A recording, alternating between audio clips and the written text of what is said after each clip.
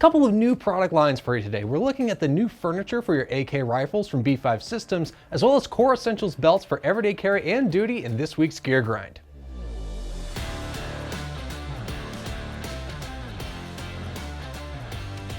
First up, B5 Systems has some new AK furniture that I think looks pretty great. So let's talk about the new parts coming to the Kalashnikov platform. First of all of these components are made for AKM pattern rifles, which is going to cover pretty much everything you see from Century Arms, Palmetto State Armory, Arsenal, list goes on. Not going to work with your Yugo pattern AKs like you see from Zastava Arms. The pistol grip is no sweat to install and works with B5 grip plugs for your batteries and storage. But basically everything else I had to hand fit onto this rifle. The handguard, gas tube cover, and stock all have some additional material molded in. While this does mean you get a really solid rattle-free fit in all these components as you file and sand away, it's also a bit of a pain in the ass. So just be prepared for about an hour or so of that. The handguard also does have M-LOK slots molded in, but I'd stick to foregrips, bipods, and white lights for mounting accessories. This is not a part meant for an aiming laser, for example. Quick aside, B5 makes stocks to fit the rear tang like this one, as well as 4.5 and 5.5 millimeter rear trunnions for folding stocks. Just choose the one that's right for you. Feel. Two big advantages straight away, the first being the pistol grip. This is definitely a modern, more vertical grip that's right in line with B5's AR grips. It fits right into the hand, is a bit more substantial, and makes the trigger press a lot nicer compared to the super thin stock grips that you see. And then there's the stock, which has an adjustable length of pull, a QD sling cup, and a really nice substantial rubber butt pad. It's also completely straight in the comb there, which is a big advantage for using optics with your AK versus the usual slanted stock. The handguard also has an ergonomic curve and texture, plus an integral heat shield to keep your hands safe while the barrel gets toasty. Because believe me, if you've never shot an AK, one mag through this thing and it's cooking. Both the handguard and the pistol grip also have a really nice coarse texture at the side panels, so you're not going to be slipping off the gun if you're in the rain or working up a sweat. Form. Now, I have modified my personal Wasser 10 pretty heavily. Magpul's Zhukov handguard, Tango down grip, and a craptastic Tapco M4 stock adapter I haven't bothered to replace. And I think it looks pretty cool in my humble opinion, but it's also completely all over the place. If you're looking for a modernized furniture set that's going to give you some of those advantages like M-LOK, adjustable length of pull, without being too crazy with the rest of the gun or distractingly modern, this set will do very nicely for you. The lines that you get with this polymer furniture set actually do sort of work with the stamped steel AK. It's nice and slim, not really in your face or over-designed. This feels like a more modern version of the AK-100 series rifles with polymer furniture. Maybe not as modern as something like the AK-12, but we know how that worked out. And as far as colors go, you have your classic black, OD green like you see here, and plum for the plum enjoyers. Function. So furniture doesn't really do a whole lot once it's installed. The real test is whether it holds up over time and doesn't rattle loose when you're sending rounds down range. And honestly, I don't think you're going to have many issues with this particular furniture kit.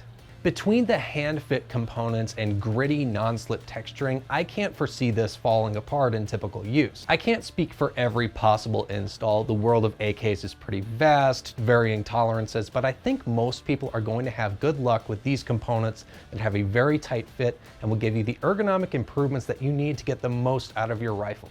When I cracked my Wasser out of the box the first time, I couldn't do a mounted light, couldn't do a foregrip. The stock sucked. It had a metal plate that beat the hell out of my shoulder, and the pistol grip might as well have been a pencil or two.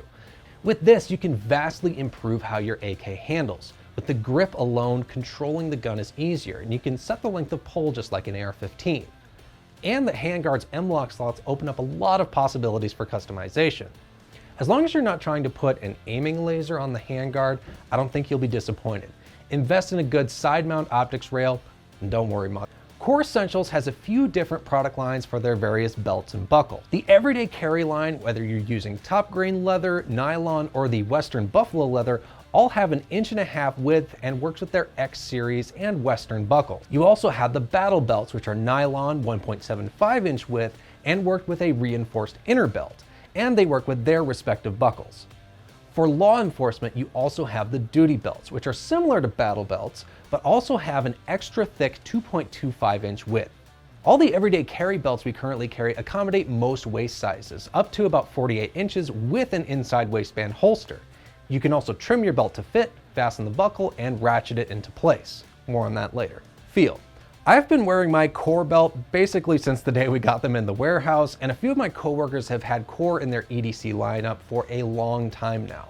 Material in these belts is tough and rigid, making sure everything you need stays in place and around your waist with that ratcheting action with the buckle. It's extremely comfortable, secure, and even when you're not carrying, the rigidity is nice to have. Plus, if you're on a long drive or sitting and standing, you can very easily adjust the EDC belts with the onboard lever and give yourself a bit of slack before you step up and tighten your waistband again. It's really nice for getting through a day where you have to change positions a lot and stay very comfortable even when you're carrying. Form. I really love the look of all of these, honestly. You can find pretty much whatever flavor you need for your everyday carry or duty type belt.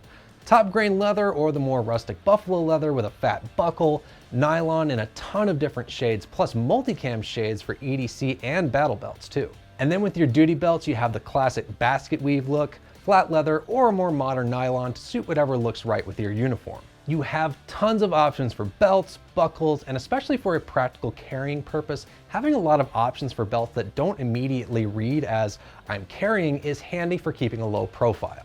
Function. Core belts do great in their respective jobs. The leather EDC belts can easily accommodate a pistol and a spare mag without issue, with about a 6 to 10 pound weight limit.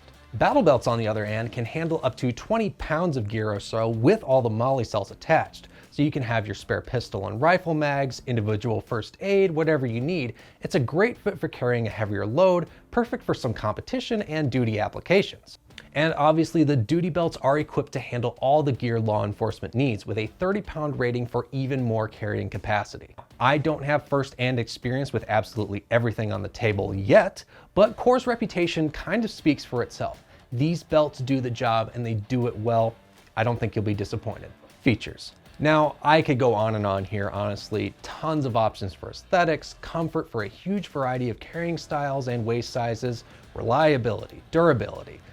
But if I'm being honest, it's the sound.